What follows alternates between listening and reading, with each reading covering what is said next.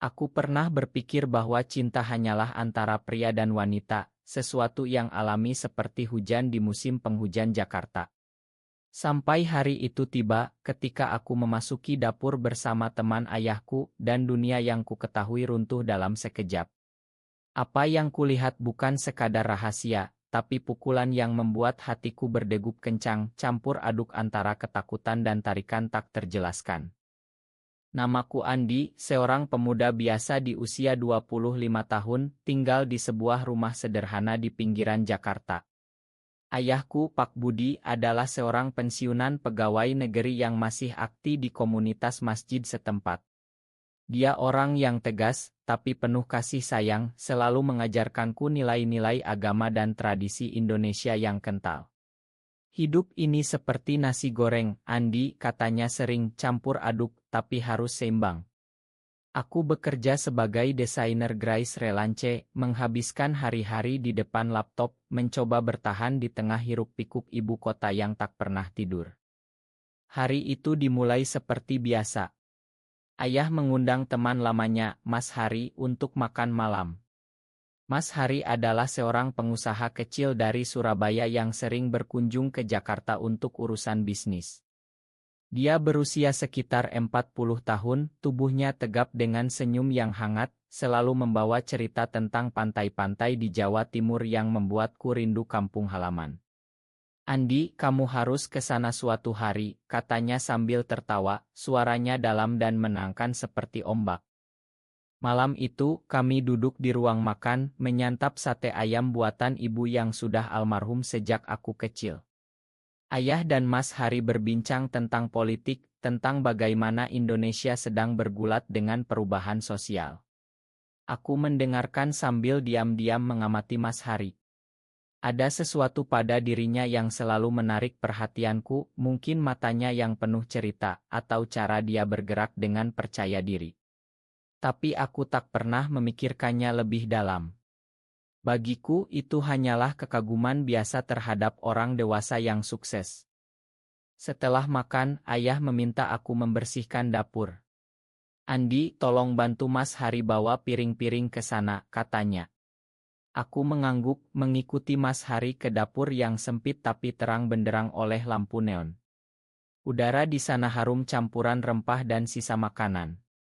Kami mulai mencuci piring bersama, air mengalir deras dari keran. Kamu sudah punya pacar belum, Andi? Tanyanya tiba-tiba, suaranya ringan tapi penuh minat. Aku tersenyum kikuk. Belum, Mas. Sibuk kerja. Jawabanku singkat, tapi hatiku berdegup. Kenapa dia tanya itu? Dia tertawa pelan. Ah, pemuda seperti kamu pasti banyak yang naksir. Jangan seperti aku dulu, terlalu fokus bisnis sampai lupa cinta. Kata-katanya membuatku diam, tapi ada getar aneh di dada.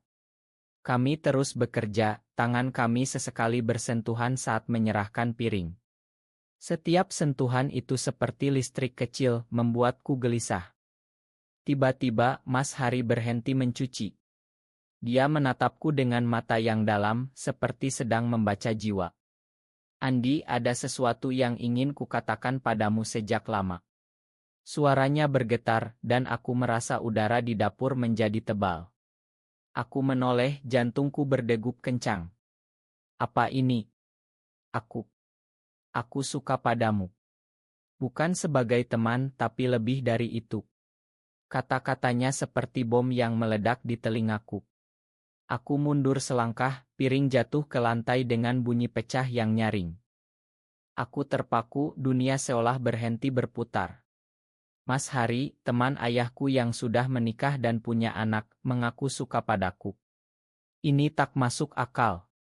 Di Indonesia, di mana norma masyarakat begitu ketat, hal seperti ini bisa menghancurkan segalanya.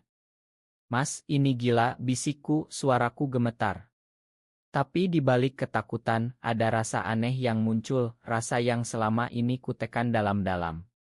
Aku pernah merasakan tarikan terhadap pria lain, tapi selalu kubuang sebagai khayalan. Dia mendekat, tangannya menyentuh bahuku dengan lembut.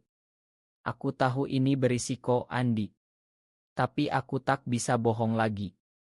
Setiap kali bertemu, hatiku tak tenang. Aku menarik napas dalam, mencoba memproses semuanya. Dapur yang biasa ini tiba-tiba menjadi tempat rahasia terbesar dalam hidupku. Apa yang harus kulakukan? Lari. Atau menghadapi perasaan yang selama ini kusebut sebagai dosa. Malam itu aku tak bisa tidur. Pikiranku berputar-putar antara Mas Hari dan ayah. Bagaimana jika ayah tahu? Dia yang begitu taat agama, yang selalu mengajarkanku tentang keluarga ideal. Aku merasa terbelah antara norma yang kudapat sejak kecil dan getar hati yang tak bisa kuingkari. Pagi harinya, Mas Hari pergi dengan senyum biasa, seolah tak ada yang terjadi. Tapi aku tahu, semuanya telah berubah.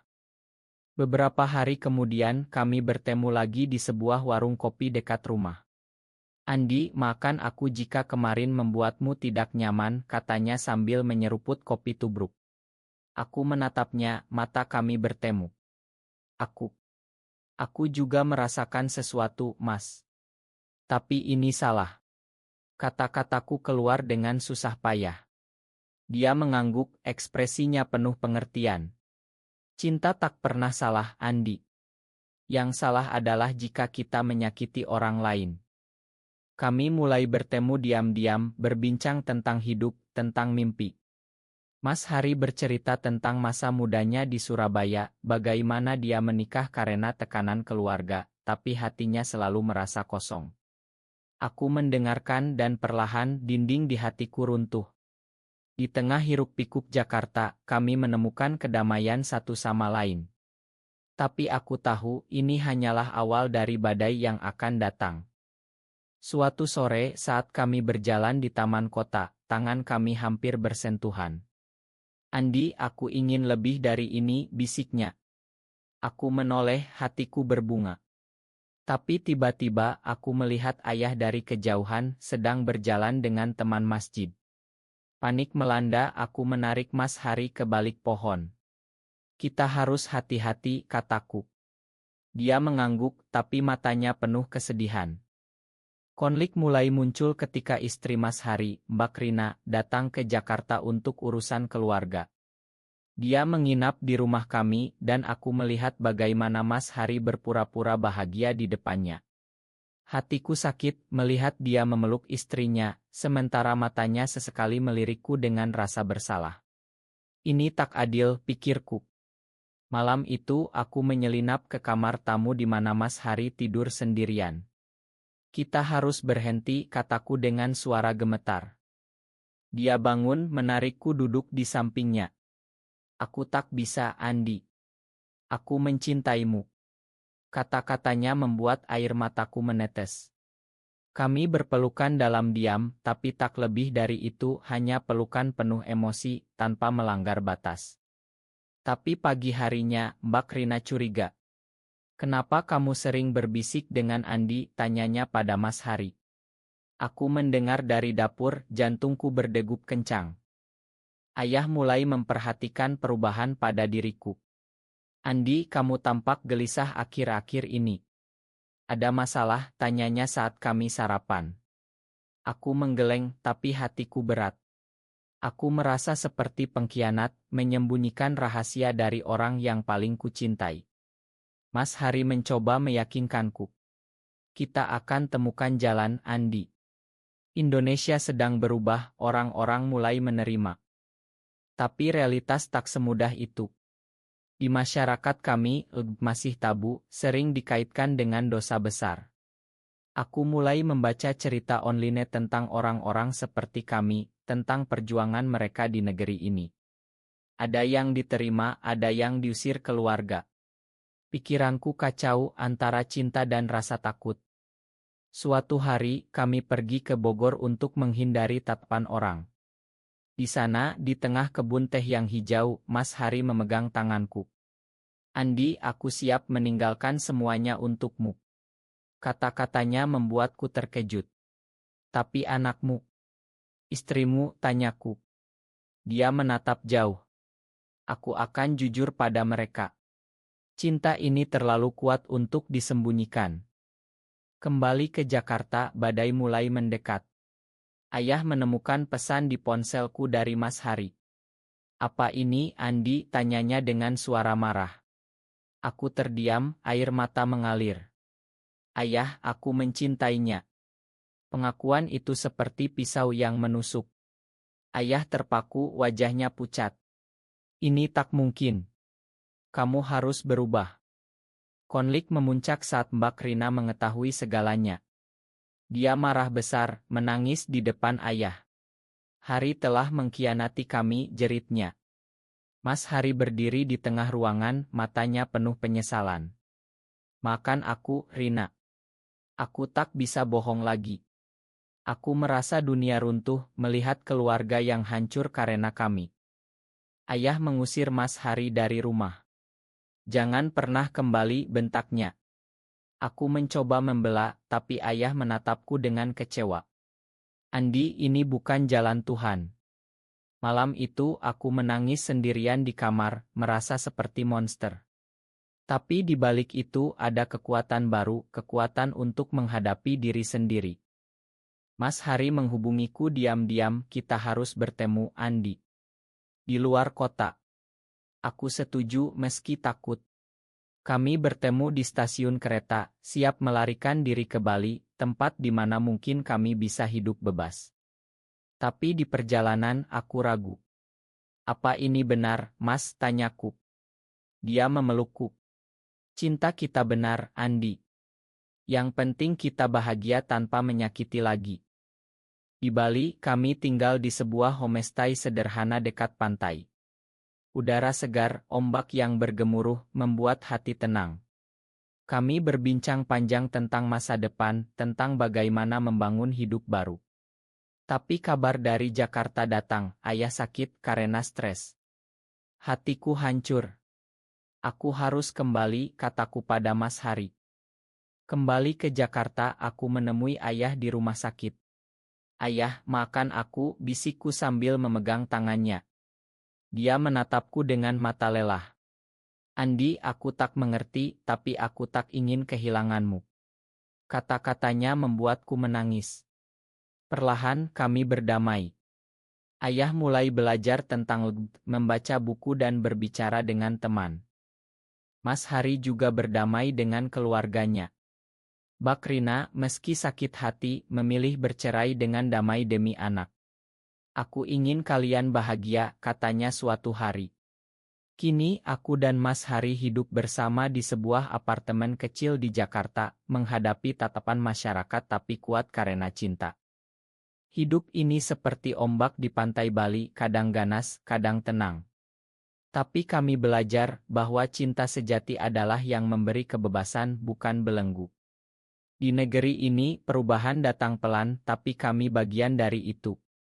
Aku ingat betul bagaimana semuanya bermula kembali setelah pengakuan di dapur itu.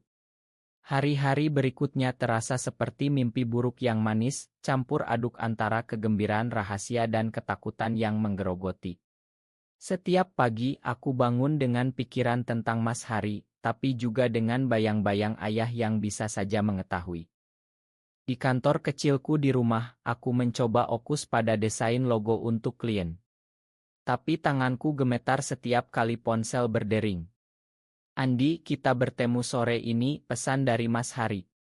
Aku menjawab ya, meski hati berdebar. Kami bertemu di sebuah kai kecil di Kemang, tempat yang ramai tapi anonim. "Aku tak bisa berhenti memikirkanmu," katanya sambil memegang tanganku di bawah meja. Percakapan kami semakin dalam. Dia bercerita tentang pernikahannya yang tak bahagia, bagaimana dia menikah karena tradisi keluarga di Surabaya. Aku pikir itu akan berubah, tapi hatiku selalu mencari sesuatu yang hilang. Aku mendengarkan dan untuk pertama kalinya, aku berbagi tentang perasaanku sendiri, bagaimana sejak remaja, aku merasa berbeda, tapi selalu menyembunyikannya karena takut dicap abnormal di masyarakat Indonesia. "Kita seperti burung di sangkar emas," kataku. Dia tersenyum sedih. "Tapi burung itu bisa terbang jika pintu dibuka." Kata-katanya memberi harapan tapi realitas menampar. Suatu hari, teman ayah datang ke rumah dan bercerita tentang gosip di komunitas. Ada pria di kampung sebelah yang diusir karena suka sesama. Sungguh memalukan. Ayah mengangguk setuju, membuat hatiku ciut. Konflik semakin memuncak ketika Mas Hari mengundangku ke apartemennya di pusat kota. Hanya untuk bicara, katanya. Aku pergi meski ragu. Di sana, kami duduk di balkon, memandang lampu-lampu Jakarta yang berkelap-kelip. Andi, aku ingin kita bersama selamanya. Kata-katanya membuatku terharu, tapi juga takut. Bagaimana dengan keluargamu, Mas? Tanyaku. Dia menghela napas. Aku akan cerai. Anakku sudah besar, dia akan mengerti. Tapi aku tahu itu tak semudah itu. Di Indonesia, perceraian karena alasan seperti ini bisa jadi skandal besar. Malam itu, kami berpelukan lagi, merasakan kehangatan satu sama lain tanpa melanggar norma. Tapi saat pulang, aku melihat mobil ayah di depan rumah. Kamu dari mana malam-malam? Tanyanya curiga. Aku berbohong, bilang dari teman. Tapi kebohongan itu seperti racun yang perlahan merusak. Beberapa minggu kemudian, Mbak Rina menelepon Mas Hari saat kami bersama. Kamu di mana? Anak sakit, jeritnya. Mas Hari panik, pergi segera. Aku sendirian, merasa seperti pencuri yang mencuri kebahagiaan orang lain. Puncaknya datang saat ayah menemukan oto kami di ponsel Mas Hari yang tertinggal di rumah. Ini apa? Bentak ayah pada Mas Hari yang datang mengambil. Wajah Mas Hari pucat. Budi, dengarkan aku. Tapi ayah marah besar. Kamu mengkhianati persahabatan kita. Dan Andi. Anakku. Aku berdiri di sana, air mata mengalir. Ayah, ini bukan salah Mas Hari. Aku juga mencintainya. Ruangan hening lalu meledak dalam pertengkaran. Mbak Rina datang, mengetahui dari ayah. Hari, bagaimana bisa kamu lakukan ini pada kami? Tangisnya. Mas Hari jatuh ke lutut. Makan aku, Rina. Aku tak bisa bohong lagi pada diriku sendiri. Aku merasa dunia gelap, melihat keluarga hancur karena cinta kami. Ayah mengusir kami berdua. Pergi dari sini, katanya. Kami pergi ke hotel kecil, saling memeluk dalam kesedihan. Apa kita salah, Andi? Tanya Mas Hari. Aku menggeleng. Tidak, Mas. Yang salah adalah menyembunyikan siapa kita. Di hotel itu, kami merencanakan masa depan. Kita pindah ke Yogyakarta, mulai baru, katanya. Tapi kabar ayah sakit datang lagi. Aku kembali, memohon ma. Ayah, aku tetap anakmu. Dia menangis. Aku takut kehilanganmu, Andi. Tapi ini sulit bagiku. Perlahan, ayah mulai menerima. Dia bertemu konselor, belajar tentang orientasi seksual. Mungkin Tuhan punya rencana lain, katanya suatu hari. Mas Hari juga berdamai dengan Mbak Rina. Kita coba parenting untuk anak, katanya. Kini kami hidup damai, mendukung komunitas LGBTQ di Indonesia. Cinta kami menjadi cerita harapan bahwa di negeri ini perubahan dimulai dari hati.